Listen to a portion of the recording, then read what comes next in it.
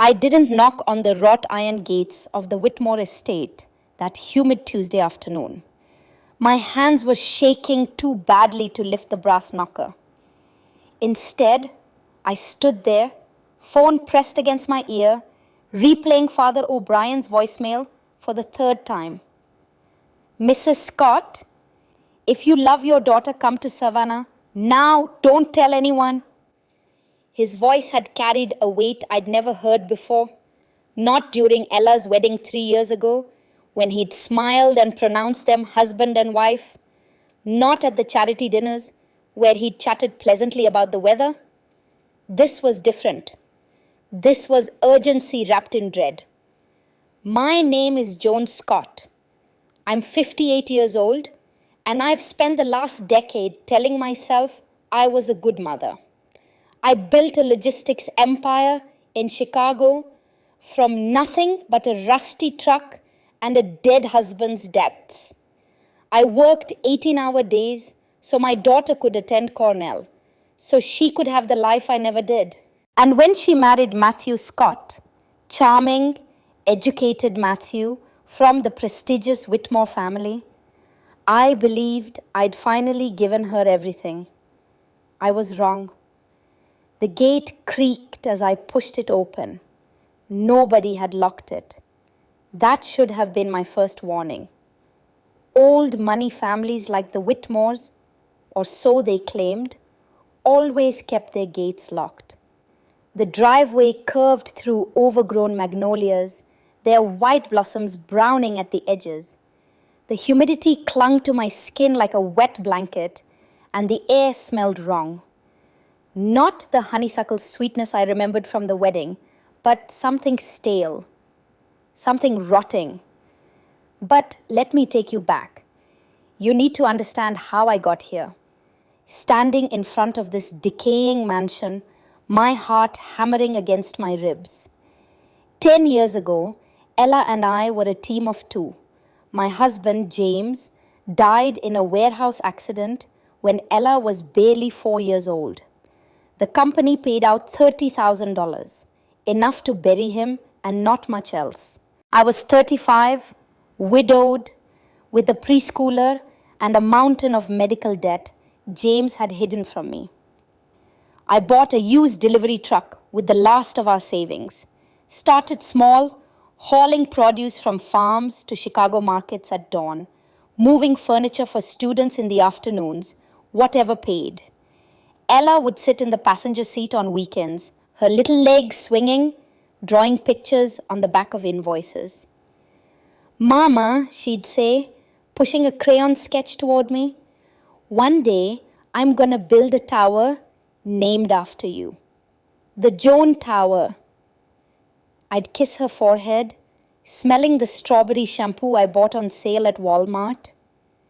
You just build your dreams, baby. I'll handle the foundation. And I did. One truck became 2, then 5, then a fleet. By the time Ella was accepted into Cornell's architecture program, I could write the tuition check without flinching.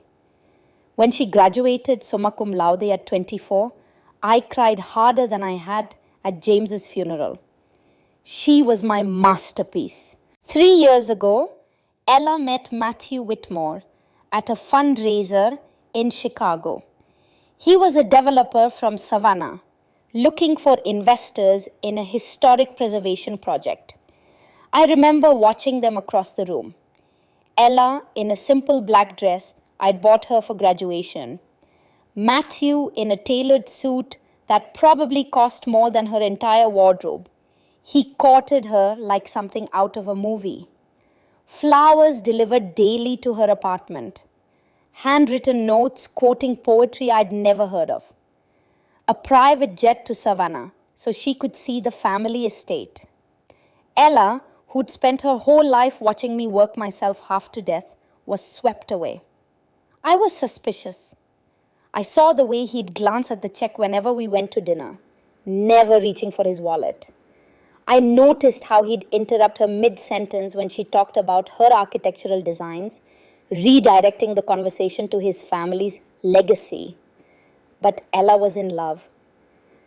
"Mom, he treats me like a princess," she'd said, eyes sparkling. His family has history, real southern roots going back 200 years. They have stability.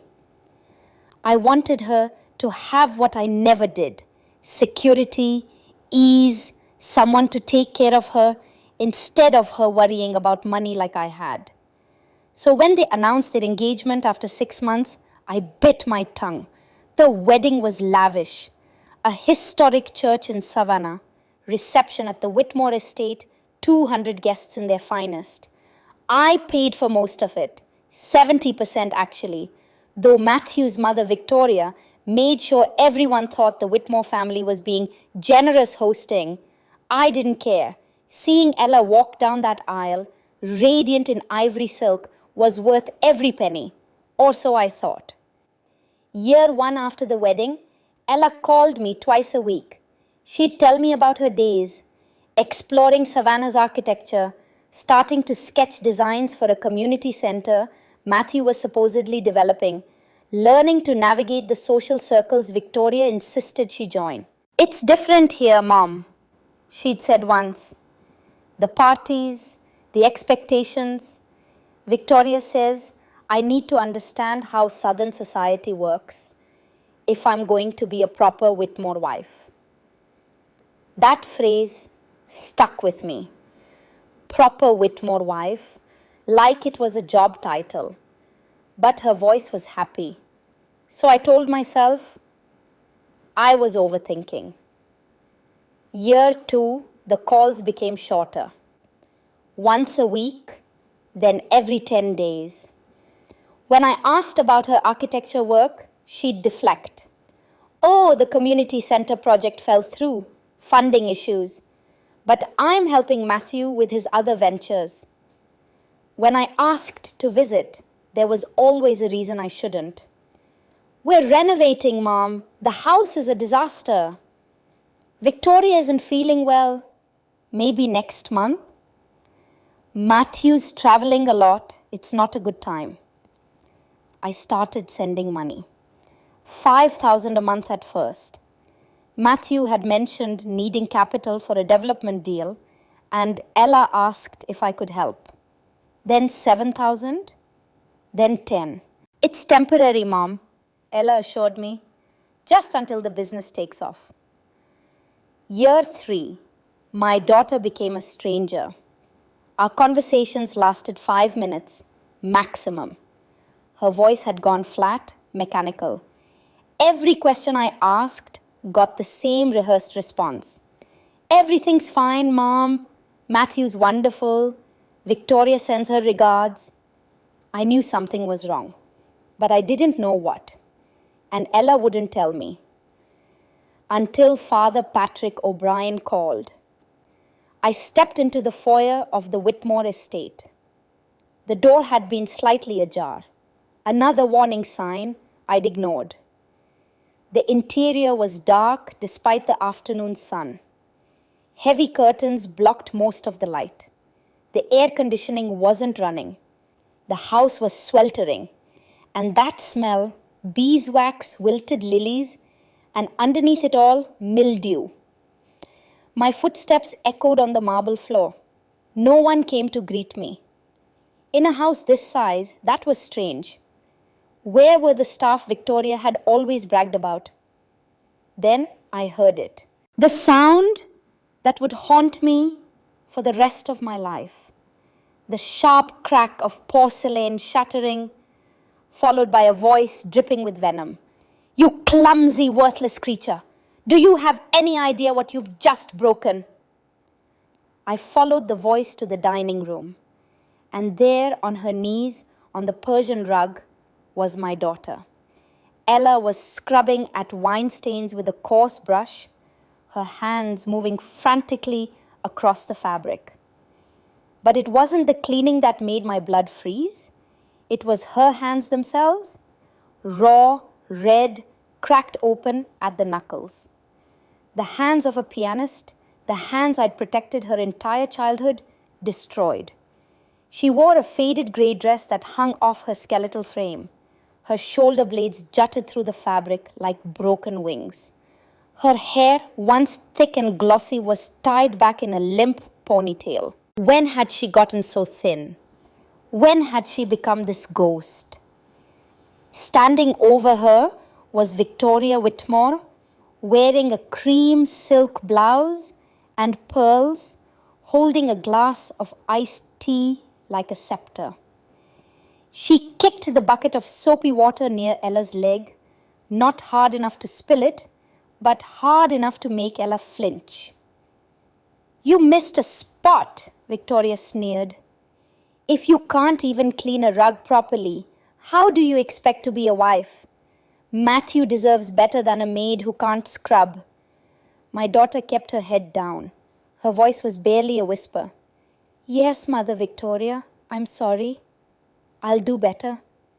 That voice, dry leaves crushing underfoot, the voice of someone who'd forgotten how to fight. I dropped my purse. The thud echoed like a gunshot. Ella's head snapped up. Her eyes, God, her eyes were hollow, ringed with dark circles so deep they looked like bruises. When she saw me, panic flooded her face. Not joy, not relief. Panic. "Mom!" She scrambled to stand, stumbling on legs that couldn't quite hold her weight. "What are you? You can't be here." Victoria turned slowly, her expression shifting from cruelty to cool disdain. She set down her tea glass with deliberate care. "Well," she said, smoothing her skirt, "the checkbook has finally arrived in person." In that moment, something fundamental shifted inside me. The Joan Scott who signed million-dollar contracts, who negotiated with union bosses and corporate sharks, that woman disappeared. The mother in me woke up. The mother who'd driven that rusty truck 20 hours straight when Ella had pneumonia at age 6. The mother who'd slept in her car outside Cornell during finals week, just in case Ella needed her. I didn't scream. I didn't cry. I looked at Victoria Whitmore with the cold calculation of a woman who'd spent 30 years learning how to dismantle enemies.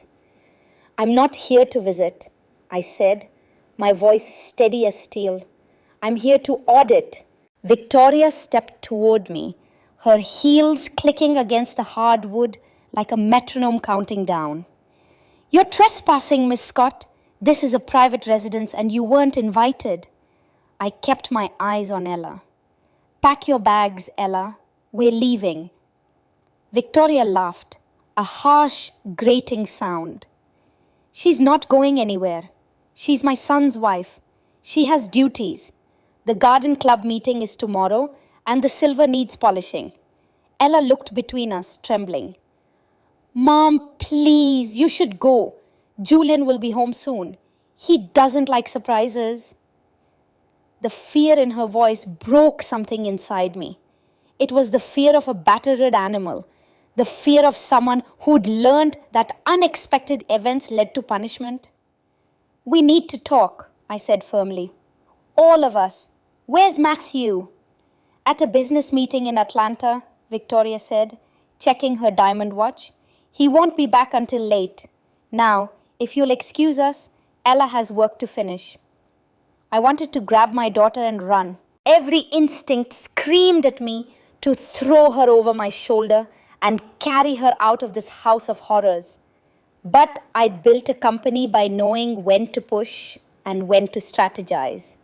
If I forced Ella out now, Matthew could call the police, claim kidnapping, use the law against us. I needed proof. I needed leverage. "Fine," I said. "I'll wait in the library.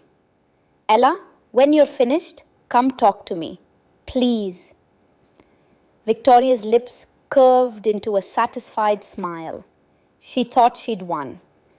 Ella nodded quickly, her eyes pleading with me not to make a scene. I walked into the library, leaving the door cracked open. The library was a tomb. Dust particles danced in the thin streams of sunlight that managed to pierce the heavy curtains. I ran my finger along a shelf. The books hadn't been touched in months, maybe years. Leather bindings were cracking from neglect. On the walls, I could see the outlines where paintings had hung. Soiled, probably. The curtains were frayed at the edges. The Persian rug beneath my feet had a water stain spreading from one corner. This wasn't a house being lived in. This was a house being slowly cannibalized. I pulled out my phone and called the one man in Chicago I trusted with my life. Marcus Rivera answered on the first ring. "Joan, you okay? I thought you were visiting Ella today." "Marcus, I need you to do something for me, now." My voice was shaking. I pressed my palm against the bookshelf to steady myself. "I need a full financial investigation. Matthew Scott and Victoria Whitmore, Savannah, Georgia. I want to know every debt, every loan, every asset, every secret. And Marcus, I needed it yesterday." There was a pause. Marcus had worked with me for 15 years, first as my company's accountant, then as a private investigator when we needed to vet partners. He knew when I was serious. "I hear it in your voice," he said quietly. "What did they do?" "They broke her, Marcus. They broke my girl. I'll have preliminary findings by tomorrow morning. The deep dive will take 3 to 5 days. Whatever it costs. Joan, whatever it costs." After I hung up, I stood at the window overlooking the garden. Ella was out there now, hauling a bag of mulch that had to weigh 50 pounds in 90-degree heat. Victoria sat on the porch under a ceiling fan, drinking her iced tea, watching. I took photos, time-stamped them, documented everything. 40 minutes later, Ella knocked softly on the library door. She'd washed her hands, but I could see the cracks in her skin, the raw redness that spoke of months, no years, of hard-hit labor without proper care. "Mom, I'm sorry about earlier. I should have told you that you were coming. Victoria doesn't like surprises." I gestured to the leather couch. "Sit with me." She perched on the edge, back straight, hands folded in her lap, like a student waiting for the principal, not like my daughter. Not like the woman who used to sprawl across my couch, eating ice cream and laughing about her terrible dates. "How long has this been going on?" I asked gently. "What do you mean? Ella?" I took her hands. She tried to pull away, but I held firm. "I'm your mother. I know you, and this," I gestured around us, "this isn't the life you told me about." Her eyes filled with tears, but she blinked them back. "Everything is fine, Mom. I'm just tired. We've been working on a big project." "Stop!" My voice came out sharper than I intended. "Please, baby, stop lying to protect them." For a moment, I saw something flicker in her eyes, a desperate need to confess, to be saved. But then it died, replaced by that mechanical blankness. "I'm a wife," she recited.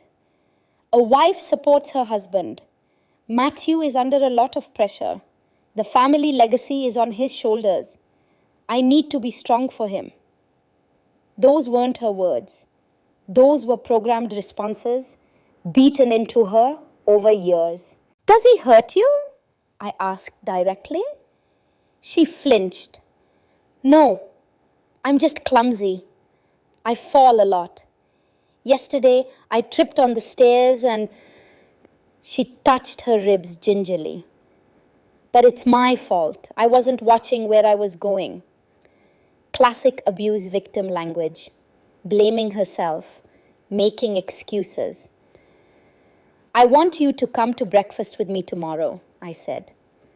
"Just us. 9 a.m. at that cafe on Bull Street. Remember, where we ate before your wedding? I can't.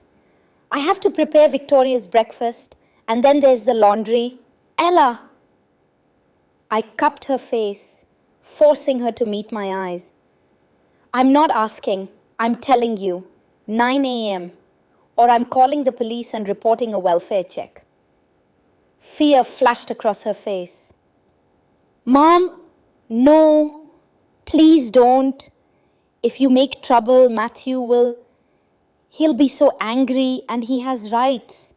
Legal rights. If you push, he could. She stopped, placing a protective hand over her stomach. I froze. Ella? She looked down at her lap. I'm pregnant.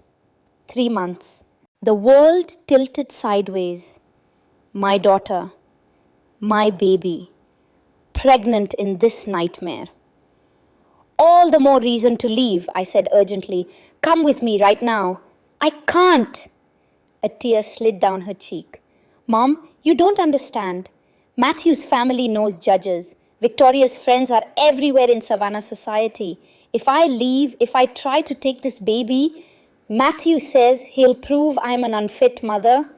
He'll take full custody. He'll make sure I never see my child. So that was the chain. Not physical locks, but legal threats and fear. Tomorrow, I repeated, 9 a.m., we're just having breakfast. Even Matthew can't object to that. She nodded weakly. Okay, I'll try. After she left, I stood alone in that dying library and made a silent promise. I would dismantle Matthew Scott's world brick by brick. I would take everything he'd used to trap my daughter and turn it into the cage that held him instead. That evening, I checked into the Bohemian Hotel downtown. I couldn't sleep. I kept seeing Ella's hands, Ella's hollow eyes, Ella's broken voice saying, "It's my fault."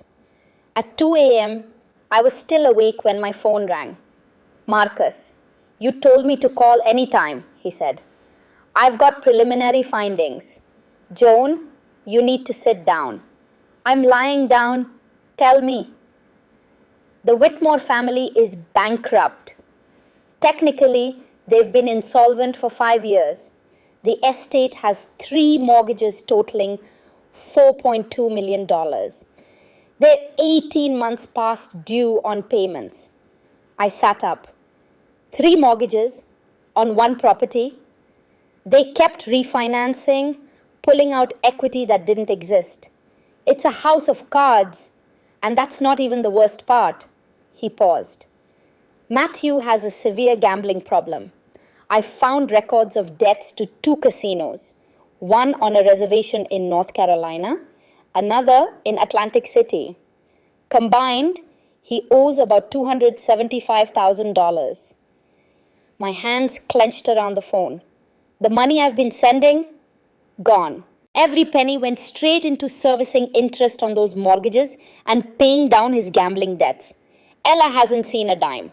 In fact, papers rustled on his end. I found records showing that 8 months ago, Ella liquidated a trust fund, the one you set up for her when she graduated Cornell. $275,000. That money also disappeared into Matthew's debts. "She gave them everything," I whispered. "Joan, there's more. Matthew maintains an apartment in downtown Savannah on Broughton Street. He pays $1,800 a month rent. The lease is in his name, but the apartment is occupied by a Clara Hayes, 19 years old, works as a waitress at the Old Pink House restaurant." The mistress. Of course there was a mistress. Men like Matthew always had one. "I need photos," I said. "Documentation. Everything." "I'm on the red eye to Savannah tonight. I'll have surveillance set up by tomorrow afternoon." After we hung up, I couldn't go back to sleep. I opened my laptop and started researching Georgia property law, custody law, financial fraud statutes. If I was going to war, I needed to understand the battlefield. At 7 a.m., I got a text from Father O'Brien. Thank you for coming. I've been praying for Ella for months. Is there anything I can do? I called him. We met at his church at 8 a.m. before morning mass. Father O'Brien looked older than I remembered, his hair more grey, his face lined with worry. We sat in a pew near the back, light filtering through stained glass. 6 months ago, he began, Ella came to confession. I can't tell you what she said. That's sacred. But afterward, she stayed. She was crying so hard she couldn't speak. I saw bruises on her arms. When I asked if she needed help, if she wanted me to call someone, she begged me not to. She said Matthew would take the baby if anyone found out. Why didn't you call me then? I tried. She made me swear I wouldn't. She said you'd already sacrificed so much for her, she couldn't burden you with her mistakes. He shook his head. But last week, I saw her at the grocery store. Joan, she looked like death. That's when I decided I had to break my promise. Some vows to God are higher than vows to silence. I thanked him, my throat tight. Even the priest had seen what I'd been too far away to notice. At 9 a.m. sharp, Ella arrived at the cafe. She was 10 minutes late, walking quickly, looking over her shoulder. She slid into the booth across from me. I'm sorry I'm late. Victoria needed help with her bath, and then I had to... Ella, stop. Just breathe. She ordered water. Nothing else. When I ordered her a breakfast sandwich, she protested. I'm not that hungry, Mom. Really. When was the last time you ate a full meal? She thought about it. Yesterday, I had some crackers. The waitress brought food. Ella picked at it, eating like someone who'd forgotten how. Small bites, mechanical chewing. I need to ask you something, I said. And I need you to tell me the truth. Does Matthew hit you? She froze, sandwich halfway to her mouth. I told you, I'm clumsy. Ella, Mom, please. Her voice cracked. Please don't make me say it out loud. Because if I say it, it's real. And if it's real, then I have to admit that I've wasted 3 years, that I've let you send money to a man who... She closed her eyes. He doesn't hit me often, only when I really mess up. And it's not his fault. He's under so much stress. The business, the estate, his mother's expectations. I just need to be better. If I could just be a good enough wife, he wouldn't need to. I reached across the table and grabbed both her hands. Stop. Listen to me very carefully. None of this is your fault. You didn't fail. He did. He's an abuser, and Victoria is enabling him. You don't understand. If I leave, I lose everything. My baby, my home. You'll have me. You'll have a real home. You'll have freedom. But the lawyers, the custody battle, Mom, I can't afford. I can. She stared at me. What? Whatever it takes, whatever it costs. I will burn through every dollar I have to get you and my grandchild away from them. For the first time in 3 years, I saw something in my daughter's eyes that looked like hope.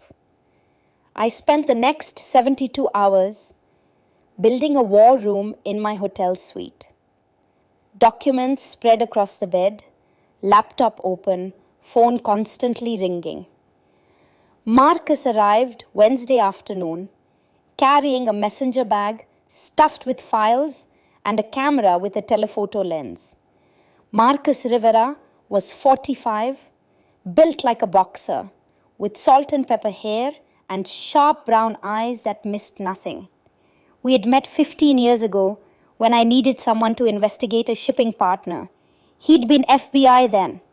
Now he worked for himself, and occasionally for people like me who needed the truth. "You look like hell," he said. "Tell me what you found." For the next hour, Marcus walked me through the financial autopsy of the Whitmore family. Bank records, court documents, casino debts. He had everything. The estate is worth maybe 2.5 million now, but they owe 4.2 million across 3 mortgages, Marcus explained. Without your money, they would have been foreclosed on 18 months ago. I felt sick. I had been funding my daughter's prison. He pulled out surveillance photos. Matthew and a young brunette, Clara Hayes, 19 years old, walking hand in hand. Matthew entering an apartment on Broughton Street. He pays $100 a month rent for her, while Ella scrubs floors. Then came the medical records. 4 ER visits in 18 months, bruised ribs, sprained wrist, concussion.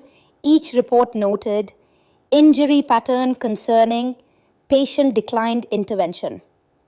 "Who holds the mortgages?" I asked. "Blackstone Recovery LLC, a distressed asset firm in New York. They'll sell for $3.5 to $4 million. Buy it." Marcus looked at me carefully. "Joan, that's most of your liquid assets. Your retirement money, she's my daughter. Make the call." He pulled out another folder, thinner, older. "There's something else. Victoria Whitmore isn't who she claims to be. Birth certificate, Victoria Lynn Palmer, Dothan, Alabama. Marriage certificate, Las Vegas, 1988. Newspaper clipping. Local family disowns son over unsuitable marriage." "Victoria isn't Southern aristocracy," Marcus said. "She's from a trailer park. She married into money, got shunned, and spent 30 years building an elaborate lie. Does Matthew know? Doubt it. Victoria controlled the narrative after James died." I stared at the documents. This was nuclear level leverage. "We hold this unless we need it." Over the next week, everything fell into place. Day 4. Marcus negotiated with Blackstone Recovery. They wanted $4 million for the toxic debt. He got them down to $3.8 million. Day 5. I liquidated assets, sold 40% of my company shares, took out a business line of credit. My CFO was horrified. "Joan, this is your legacy." "My legacy is my daughter," I said. Day 88. Robert Anderson flew to Savannah. He was 55, gray-haired, with the calm demeanor of someone who'd seen every family nightmare imaginable. "Even after you buy the debt, we can't immediately evict Matthew," Robert explained. "He has marital property rights. We need either voluntary departure or a court order based on abuse. Unless Ella testifies that Matthew caused her injuries, she's terrified of testifying. Then we corner them, present the evidence, give them a choice. Leave voluntarily or we expose everything. Most people take the exit that preserves some dignity. And if they refuse, we go to war." Day 9. The wire transfer went through, $3.8 million. In return, I received documents making me the sole holder of all Whitmore debt. I owned them. Day 11. Ella called, crying. "Mom, can you come over? Matthew's in Atlanta. Victoria's at a luncheon. I can't do this anymore." I was there in 20 minutes. She fell into my arms in the foyer, sobbing. I'm so tired of being scared. We sat on the faded sofa and she told me everything. The verbal abuse that became physical, Victoria telling her, all men have tempers, Matthew saying he'd take the baby if she ever left. When did it get physical? I asked. About a year in, he grabbed my arm hard enough to leave marks. She showed me faded scars. I should have left then, but he cried, said his father used to hit him, promised he'd change, and I believed him. Why didn't you call me? Because I was ashamed. Because Matthew said no judge would give custody to a woman with no job, no money. He said I'd never see my child. I bought their debt, I said simply. She stared. What? All $4.2 million. I own this property now. Matthew and Victoria have no power anymore. Mom, that's your retirement? You are my retirement. I'm getting you out. She cried different tears then. Relief, hope. 3 days, I promised. Hold on 3 more days. Day 12, 9:00 a.m. I arrived at the estate with Marcus and Robert. Didn't knock, just walked in. Ella was polishing a mirror. When she saw us, understanding dawned. Go to your room, I told her. Stay there no matter what you hear. Victoria emerged, holding her iced tea, wearing lavender and pearls. Joan, who are these men? Get Matthew, now. Something in my voice made her pause. I beg your pardon? Get your son, or I'll drag him down myself. Robert stepped forward. Mrs. Whitmore, I'm Robert Anderson, attorney at law. We have urgent business to discuss. Victoria went upstairs. 2 minutes later, Matthew appeared in silk pajama pants, hair mussed, annoyed. What the hell is this? This is a business meeting, I said. Living room. Now. I don't take orders in my own home. It's not your home anymore. We moved to the living room. I opened my briefcase containing 5 folders. Let's start with finances, I said. Marcus pulled out documents stamped with Blackstone Recovery LLC. As of last Tuesday, all debt on this property was purchased by Crawford Holdings, a company wholly owned by Mrs. Joan Scott. Silence. Victoria's face drained of color. That's impossible. I built a logistics empire, I said. I have exactly that kind of money. Or I did, until I spent it buying your debt. Matthew scanned the papers frantically. This is bullshit. It's real, Robert said. Mrs. Scott owns your debt. You're 18 months in default. She can foreclose whenever she chooses. Matthew's hands shook. You fucking bitch. I ignored him. Folder 2. Bank statements. Over 3 years, I sent you $360,000. Every penny went to Matthew's accounts, plus Ella's $275,000 trust fund, all gone. Folder 3. Surveillance photos. Matthew and Clara Hayes. The apartment lease. You've been paying $1,800 monthly rent for your 19-year-old mistress, I said calmly, while my daughter scrubbed floors. Victoria gasped. Matthew, you used my money to house your mistress while my pregnant daughter lived in fear. Folder 4. Medical records. 4 ER visits. Bruised ribs. Concussion. She's clumsy, Victoria whispered. She's abused, and you enabled it. Matthew exploded. This is my house. You can't. Sit down, Marcus said quietly. Matthew saw something in Marcus's eyes and sank back. You have a choice, I said. Leave voluntarily today. Sign away property rights and agree to temporary custody arrangements. Or I file charges, protective orders, and expose everything in court. I pulled out the final folder. Victoria's birth certificate. Victoria Lynn Palmer. Victoria's hand shot out, grabbing it. She stared at her real name. If this gets out, I lose everything, she breathed. Then leave quietly. I'll give you $175,000. You relocate. Never contact Ella again. Your secret stays buried. And if we refuse, I expose everything. File emergency custody motions. Ella testifies. Every detail becomes public record. Robert pulled out his phone. I have a judge on standby. 60 seconds. The grandfather clock ticked. Matthew looked at Victoria. Victoria looked at the birth certificate. Matthew, she finally said, voice breaking, we have to take the deal. Like hell, we have to. Fear replaced cruelty in her eyes. Take the money. We'll leave Georgia. Matthew's face twisted. Fine, but Ella will come crawling back. She's too weak.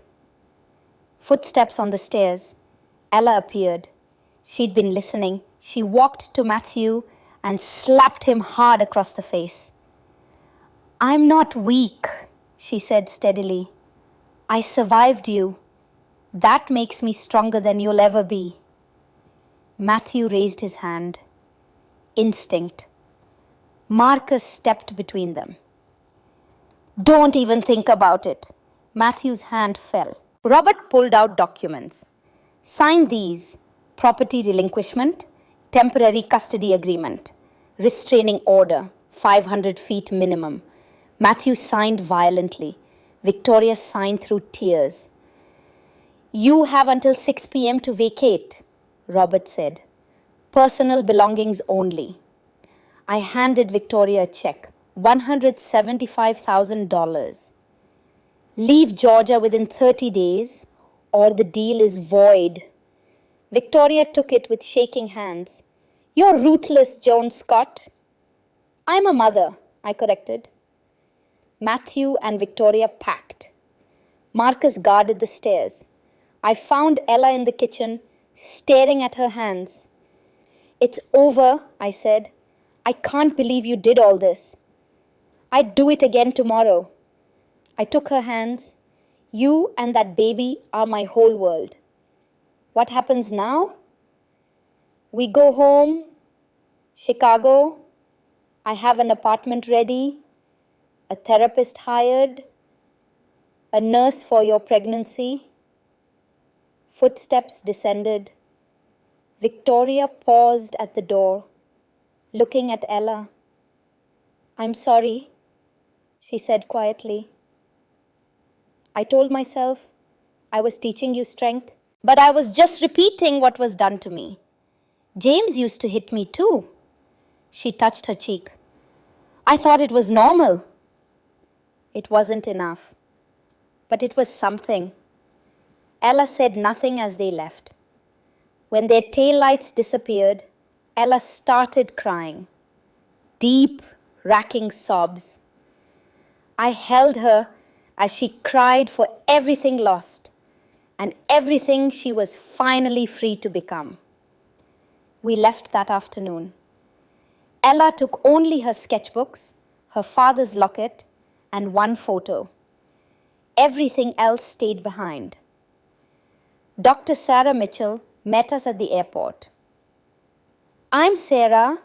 Today you rest. When you're ready, we'll talk. On the plane, Ella stared at Savannah disappearing below. After an hour of silence, she asked, Did you really spend your retirement on me? Every penny. I'll pay you back. Stop. You don't owe me anything. Just live, build building, raise your baby, be happy. That's all the payment I need. She leaned her head on my shoulder as we flew toward Chicago. Toward E8 home, toward freedom. Behind us, the Whitmore estate stood empty, a monument to lies. Ahead lay the hard work of healing, but my daughter was safe, and that was worth everything. The first month back in Chicago, Ella barely left the penthouse apartment I'd prepared for her. Floor-to-ceiling windows overlooked Lake Michigan, but she kept the curtains drawn. Natural light felt too exposing after 3 years of living in shadows. Week 1, she slept 16 hours a day. When awake, she apologized constantly. Sorry for using too much hot water. Sorry for making noise in the kitchen. Sorry for breathing too loud. Each apology broke my heart. I'd respond gently, Ella, this is your home. You don't apologize for existing here. But the programming ran deep. Week 2, the nightmares started. I'd wake at 3 a.m. to her screaming. I'd rush to her room and find her sitting up in bed, soaked in sweat, eyes wild. He's here, she'd gasp. Matthew's here. He's going to take the baby. He's not here. You're safe. I promise you're safe. It took 20 minutes to calm her each time.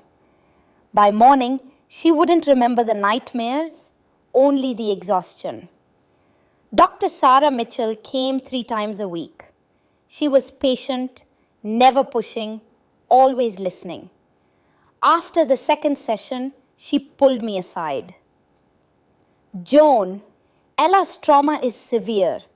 3 years of sustained psychological and physical abuse. The recovery won't be linear. She'll have good days and terrible days. You need to prepare yourself for the long haul. How long? Years, maybe a lifetime. Trauma like this changes brain chemistry. We can help her manage it, but it never fully disappears. I nodded, throat tight. Whatever she needs.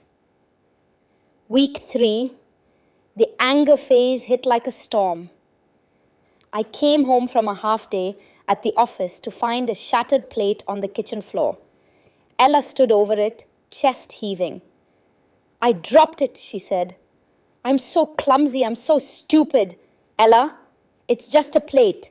It's not about the plate. She turned on me, eyes blazing. Why didn't you come sooner? Why did you let me marry him? You saw the signs. You said so yourself. Why didn't you stop me? The words hit like physical blows. But Dr. Mitchell had warned me this would come. You're right, I said calmly. I should have fought harder. I should have trusted my instincts. I'm sorry. Don't apologize, Ella yelled. Don't be so goddamn understanding. Be angry. Yell back. I'm not angry at you, baby. I'm angry at him. At them. She grabbed a mug and threw it. Not at me, just threw it. It shattered against the wall. Then another. Then she collapsed on the floor, sobbing it. I sat beside her among the broken ceramic. Didn't try to hold her, just sat. After 10 minutes, she whispered, I wasted 3 years. You survived 3 years. That's not waste, that's strength. Week 4, the guilt phase. I'm such a failure, she said during breakfast. Cornell graduate, top of my class, and I ended up a maid. A punching bag. How pathetic is that? You're not pathetic. You were systematically broken down by experts. Matthew and Victoria had practice. We found records of other victims. You're not the first woman they targeted. But I should have been smarter. Stop. Abuse doesn't discriminate by intelligence. Some of the smartest women in history have been trapped in abusive relationships. It's not about being smart, it's about being human. Dr. Mitchell worked intensively on reframing Ella's self perception. You're not weak for being abused, she repeated session after session. You're strong for surviving. Slowly, incrementally, Ella began to believe it. Week 5, I got the call at 2 a.m. Ella, breathless with pain. Mom, something's wrong. I'm bleeding. We rushed to Northwestern Memorial Hospital. The ER was too bright, too loud. Ella gripped my hand so hard I lost circulation. The ultrasound technician was silent too long. The doctor came in, face grave. Scott, the baby's heartbeat is present but weak. You're showing signs of threatened miscarriage. Your stress levels, combined with previous malnutrition, have put significant strain on the pregnancy. Ella's face crumpled. I'm losing the baby. Not necessarily, but you need complete bed rest, no stress, careful monitoring. They admitted her overnight. I stayed in the chair beside her bed, watching monitors beep and flash. At 4 a.m., Ella whispered, Mom, I'm here. I have to tell you something terrible. Her voice was so small. Part of me doesn't want this baby. Is that horrible? What kind of mother thinks that? My heart broke. Oh, Ella, it's half him. What if the baby is like him? What if I'm a terrible mother because I resent this child before it's even born? Tears streamed down her face. This baby deserves better than me. I moved to the bed, taking her face in my hands. Listen to me.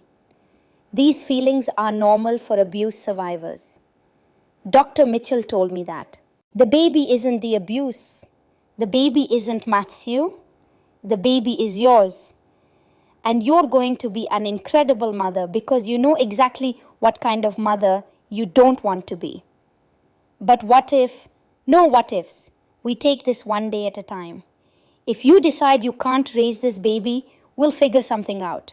But I think, deep down, you already love this child. You're just scared, and that's okay. She cried then, not the violent sobs of before, but quieter tears, grieving tears. The baby's heartbeat stabilized by morning. Ella was released with strict instructions. Bed rest for 2 months. Months 2 and 3. Mandatory rest forced Ella to slow down. She couldn't run from her thoughts anymore. She had to sit with them. I hired a nurse, Patricia, who came daily. Patricia was a warm black woman in her 50s who'd raised 4 kids and seen everything. Baby girl, she'd say, you rest. Let your body heal. Let your mind heal. Ain't nothing that needs doing that can't wait. Ella started reading again.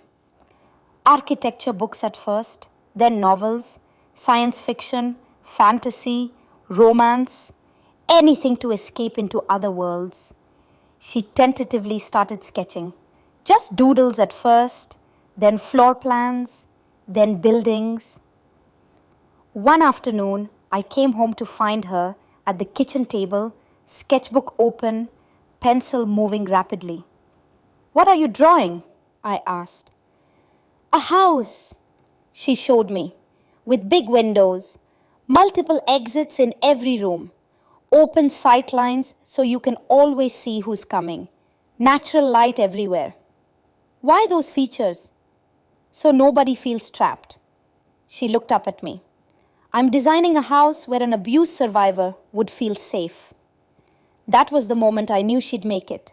She was taking her pain and transforming it into purpose. Month 4, Marcus called with bad news. Matthews filed a custody lawsuit. He's claiming you kidnapped Ella, that she's mentally unstable, that the baby is in danger. Ella heard. She went pale. He can't. The judge said, the temporary order expires in 6 months, Marcus said gently. He's trying to get ahead of it, claiming he's completed anger management, which is a lie, and deserves custody rights. When's the hearing? I asked. 8 weeks, Cook County Courthouse. Ella started hyperventilating. He's going to take my baby. He said he would. He knows judges. Ella! I gripped her shoulders. Look at me. He's not taking anything. We have Robert Anderson. We have evidence. We have the truth. And we're going to win. But I saw the fear return to her eyes, that trapped animal look I'd hoped never to see again. Month 5, the custody hearing arrived too fast. Cook County Courthouse was brutalist architecture, all concrete and harsh angles. We arrived early. Robert Anderson met us outside, briefcase in hand. Remember, he said to Ella, tell the truth. Don't embellish, don't minimize, just truth. Ella wore a navy maternity dress, professional, not expensive. Her hair pulled back simply, no makeup to hide behind. She looked terrified but determined. Matthew arrived in a borrowed suit, hair neat, playing the wronged husband.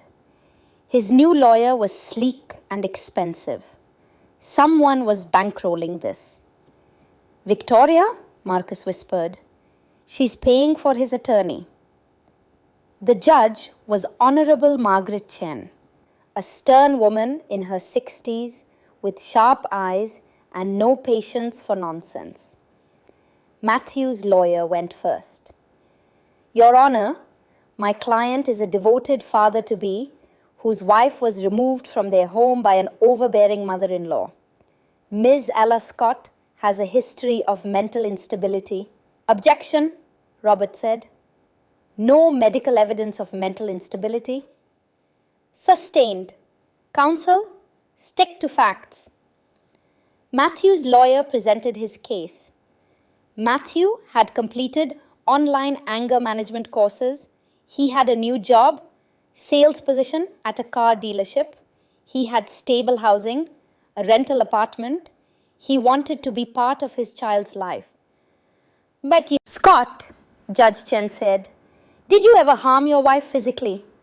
Never, Your Honor. Ella can be dramatic. She falls frequently, has always been clumsy. I think her mother has convinced her. I'll ask Miss Scott herself. Call your next witness. Robert stood.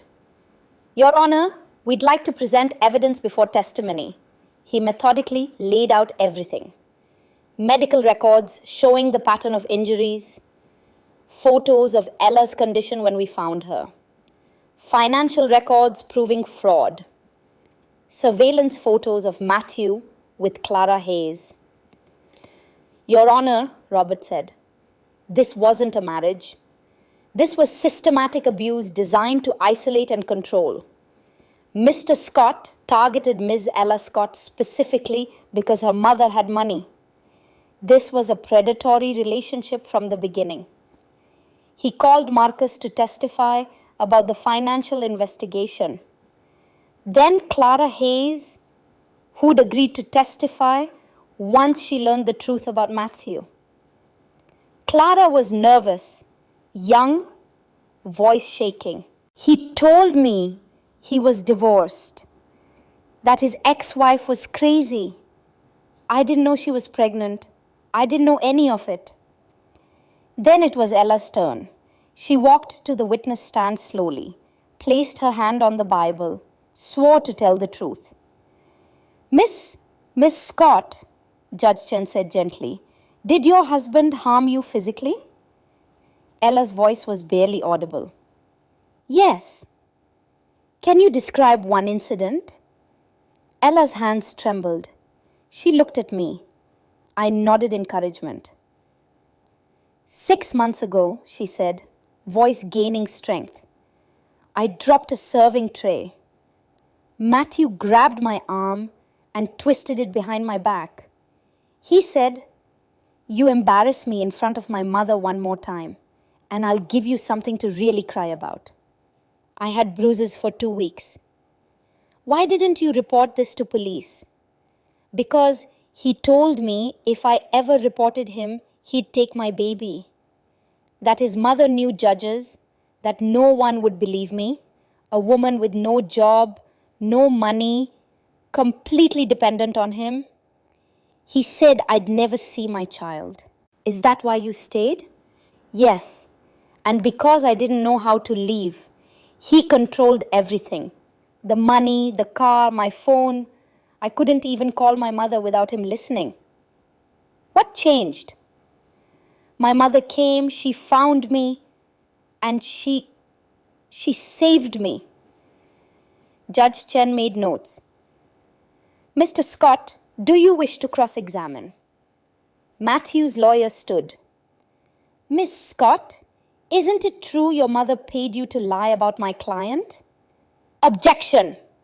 Robert was on his feet. Withdrawn.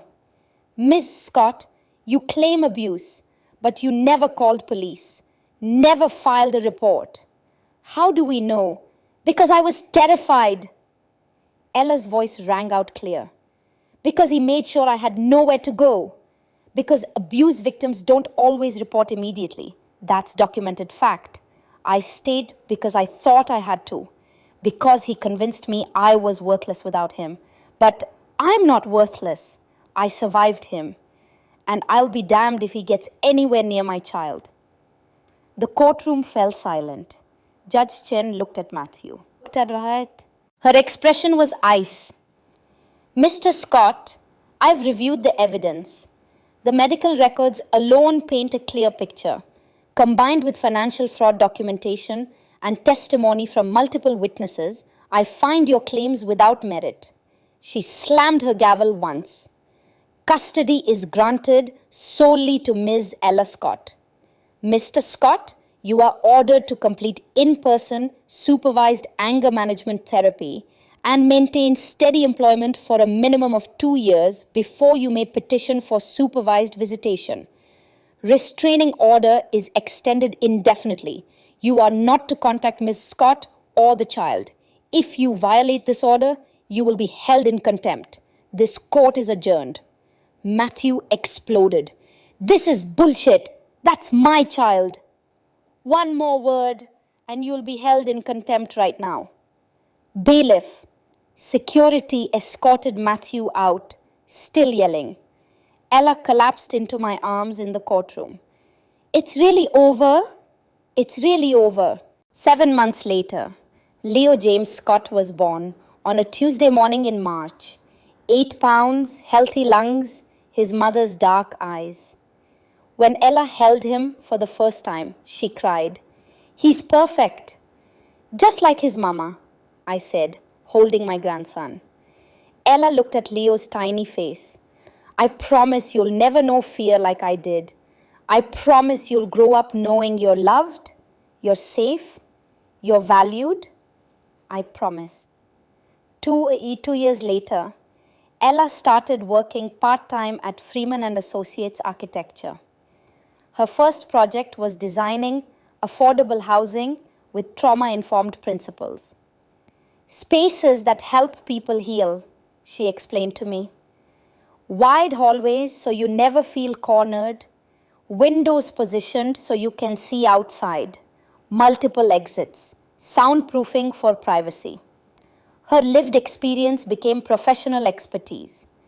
I used the profit from selling the Whitmore estate to establish a foundation, the Ella Scott Initiative for Survivors. It provided legal aid, temporary housing, job training, and childcare for women escaping financial abuse. Ella sat on the board. She designed the shelters. The first one opened in Savannah, Poetic Justice.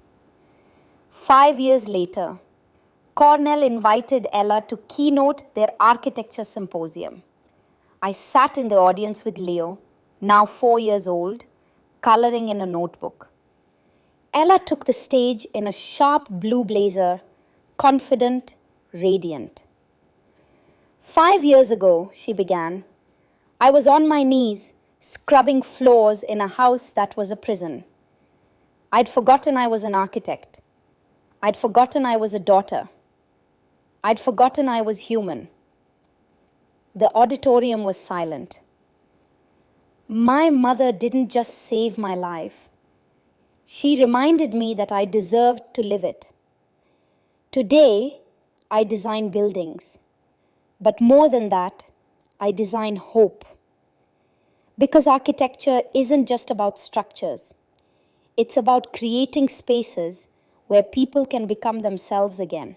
To anyone out there who's on their knees right now, scrubbing someone else's floor, living in someone else's nightmare, listen to me. Rock bottom is not the end. It's the foundation you build on. Stand up, walk out. Your story doesn't end in darkness. Standing ovation. I was crying. Leo tugged my sleeve. Why is mommy crying, Grandma? Because she's happy, baby. Really, truly happy. Epilogue, autumn afternoon, Chicago. 5 years, 6 months after Savannah. We sat at our corner cafe, Ella, Leo, and me. Ella showed me blueprints for a new women's shelter in Atlanta. Leo drew rocket ships on napkins. Ella's phone buzzed. Text from her Cornell friend Rachel. Dinner Friday. My sister's going through a divorce. Could use someone who understands. Ella looked at me. Should I? If you're ready to help someone else, that means you've healed. She typed back. Absolutely. I'm here. I watched them, my daughter and grandson, and realized that the most expensive thing I ever bought wasn't the mortgage or the lawyers. It was their freedom. And it was a bargain at any price. People ask if I regret spending $4 million to save my daughter. Regret? I'd spend it again tomorrow. Money is just paper. Power is just leverage. But family? That's everything. Ella looked up. Mom, you okay? I smiled. Perfect. Absolutely perfect. We left the cafe together, 3 generations walking into the Chicago afternoon, unbroken, unafraid, and finally, completely free.